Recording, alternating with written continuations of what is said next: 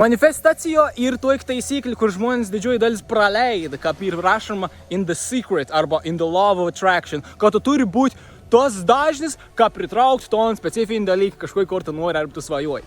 Taip, iš dalies tas į tiesą, bet svarbiausia dalyka, ko žmonės praleidė, ir tai, kad tu nepritrauki ton, ko tu nori.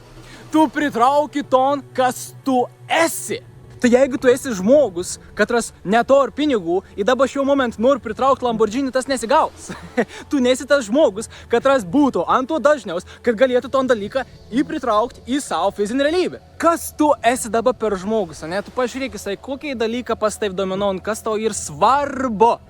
Nes tu nepritrauki to, ko tu nori, tu pritrauki, kas tu esi. Nes kas tu esi, yra ko tau reikia.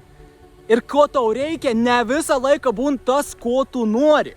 Tai gali būti tavo ego iliuzija, kad tu nori ten kažkokį specifinį dalyką, kur tavo visuomenė arba viskas, kas aplinko su tavim sukas, tau pasakė pasąmoniška, kad tu tuo turi norėti, ir tu po kažkiekų 5 metų pradėjai galvoti, kad blemba, aš noriu ten to Porsche kažkodėl. Nežinau kodėl, visi non to ir visi svajoja apie non, aš čiagi noriu.